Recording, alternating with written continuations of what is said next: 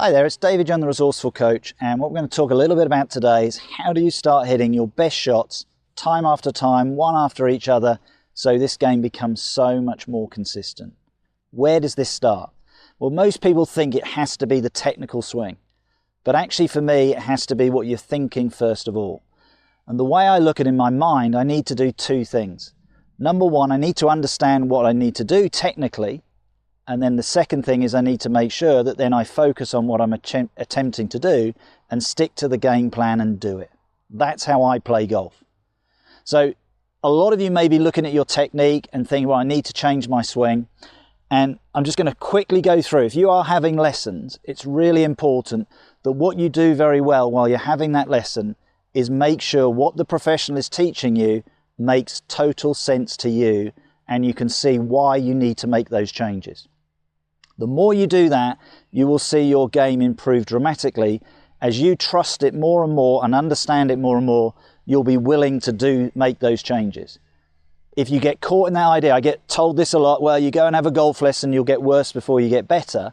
For me, that doesn't work, because if it makes sense, you will make the changes straight away.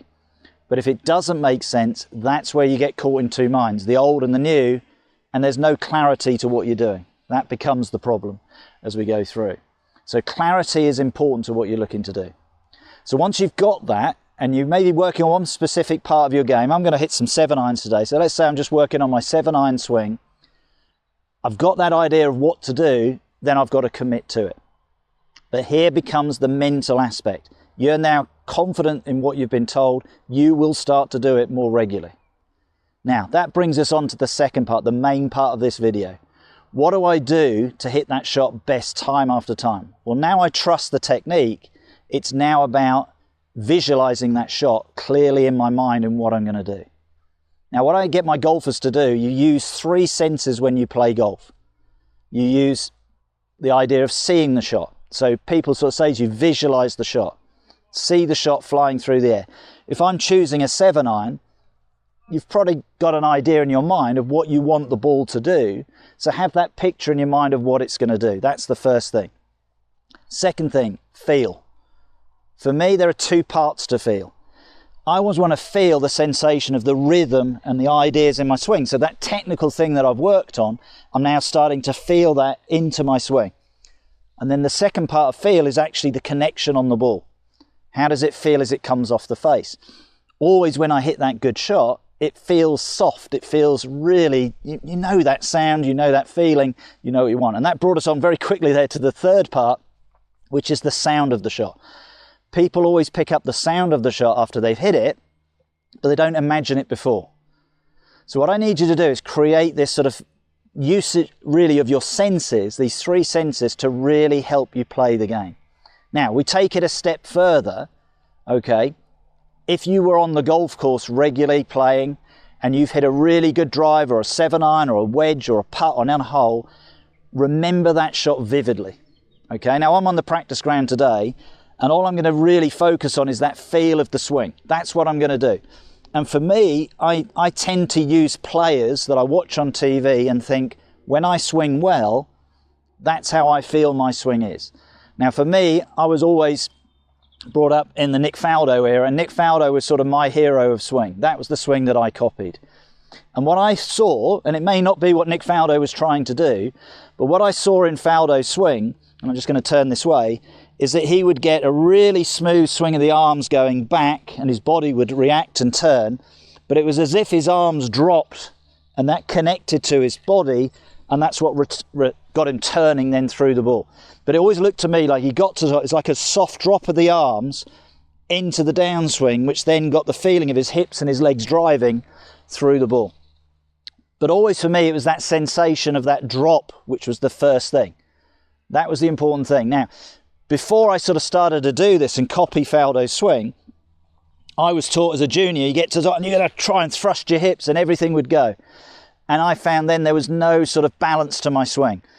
So by copying Faldo's swing, the look of his swing, again, how we're using the senses. So I would look at Faldo's swing, I would sense the idea in that swing of what he was doing, and then I would feel and copy that movement. And I'd try and mimic that sort of rhythm and flow of his swing. And what I found was, when I played my best golf, it was as if Faldo was doing it for me. Now, when I've got golfers remembering their best shots, that's when they tend to play their best golf, because they're using those senses. We're born with them for a reason. Okay?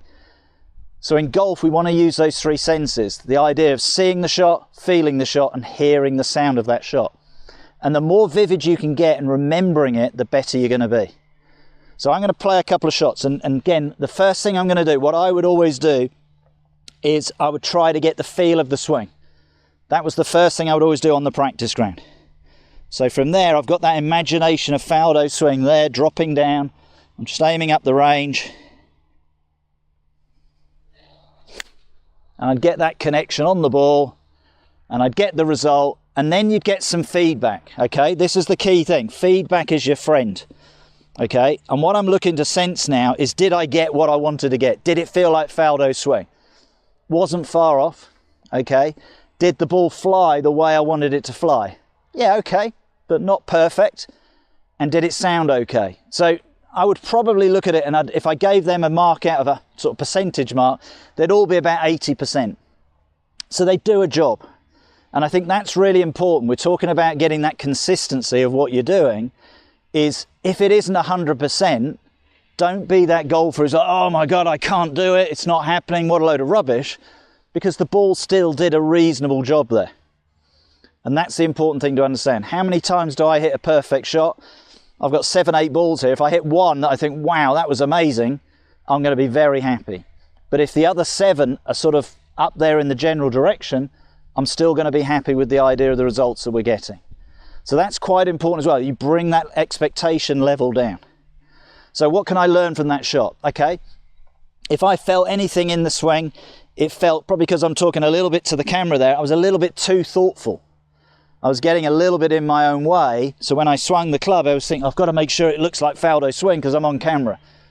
So straight away, there's what I call a little bit of a social fear there going on. And you may be that player standing on the first tee who's a little bit worried about their technique. If you've got a shot that works, and again, if you can draw on that shot, you think, well, I hit a lovely drive off that tee box before, draw on it. What did it look like? What did the swing feel like? What did it sound like? Where did I aim down the hole? How did the flight go? And I know these are all things you think, oh, is that really going to work? 100% yes, it does work.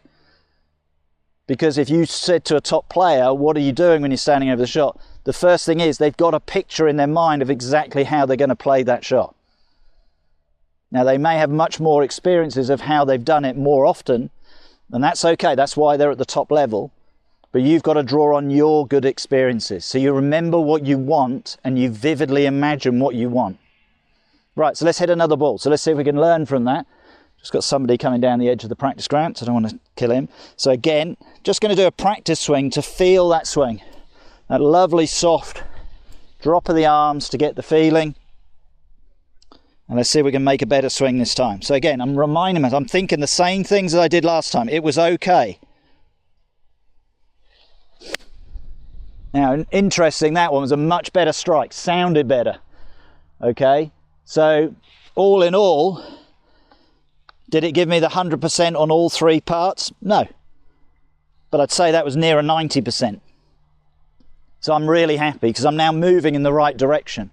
And this is quite an important thing. I call it the internal pat on the back. When you do something better, give yourself credit.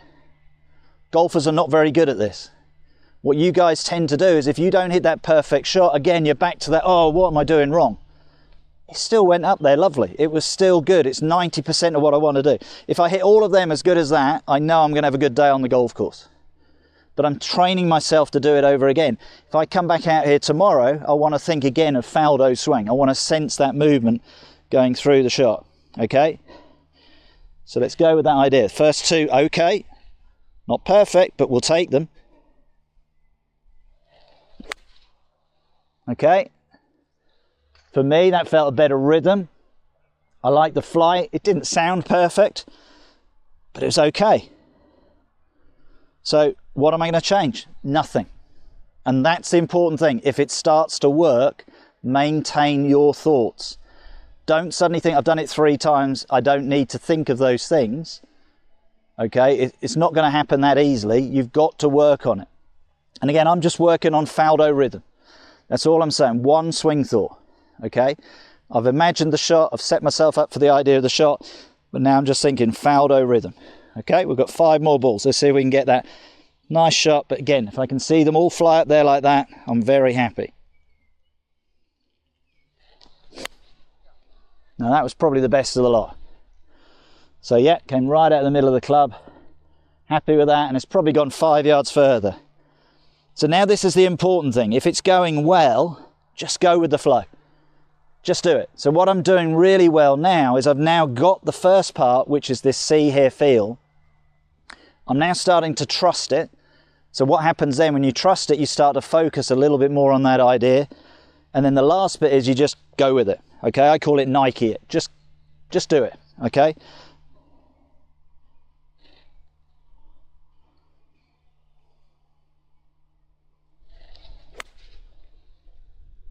And what's happening as I'm hitting these balls, they're all starting to become more consistent. Why? Because I'm having consistent thoughts. I'm not changing my thoughts. I'm not suddenly going, I'm getting 95%. How do I get more?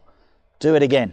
Do it again. Do it again. And what you'll find is if you start to do it regularly, your distance will probably improve. Why? Because you're thinking less and there's less restrictions. Your confidence is going up. You just go for it. You just feel like you can do anything. And it's always interesting when you watch the top players on TV, the adrenaline's flowing. Sometimes they're hitting a lot less club at the end of the round than they were at the start of the round, because now the mind is in such a good place, they've just got to go for it. Okay, I always remember David Duval winning a tournament years ago, it's going back in the 1990s, and he was the first player in years to shoot 59.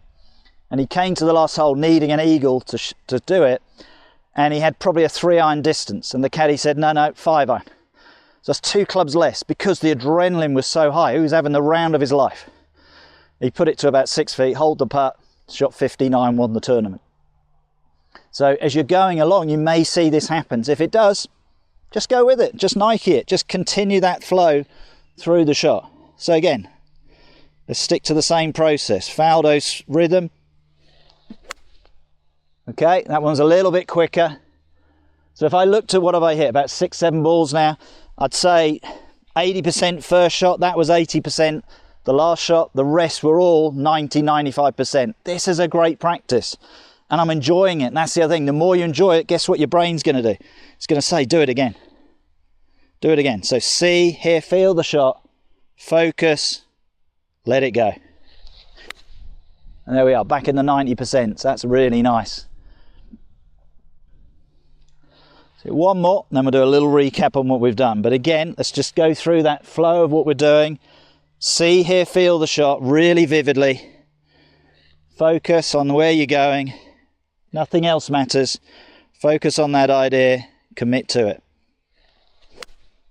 And that was the best of the lot. And it felt like the most relaxed because the others have been good. I found then I was able to commit to that idea far, far better. So the importance is get an idea. We had sort of 3 stages there. We had the senses, the see, hear, feel. Be as vivid as you can. Remember that swing. For me, it's Nick Faldo feel. Okay, the look of the shot. Again, as you do it more and more, you're going to do it quite naturally. That's quite important. The sound of the shot. People pick that up after they've hit it. Oh, it sounded so good. Remember that sound before you play the shot. 100% focus. This is the other thing I see now, probably the weak link that I see. What's the biggest problem nowadays? Probably these things. I go out even doing playing lessons. People are paying me money to have a golf lesson and all of a sudden they're on their phone. You're like, wow, hang on, you're out here for 2 hours. Can you not just put that away? So where's their focus gone? Onto this. Okay, for me, if you're out there playing your game of golf, switch off your phone. 100% focus on what you're doing. And then have the confidence when you get there.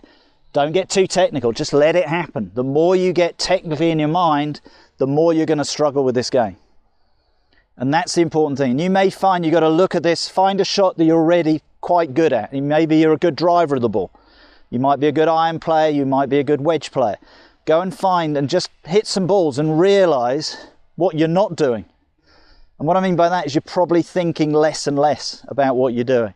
and then see if you can transfer that to the other aspects that maybe you're not so good, the bits you're not as confident with.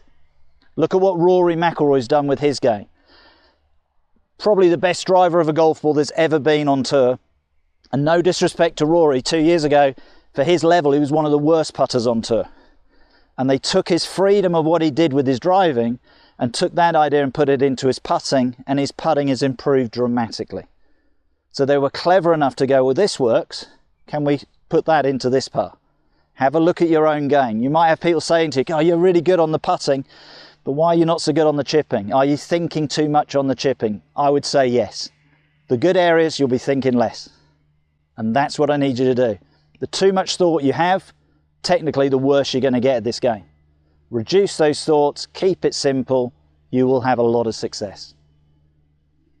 I hope you've enjoyed that video. Much more going into the mind and getting that shot good time after time. That's what we're looking to do.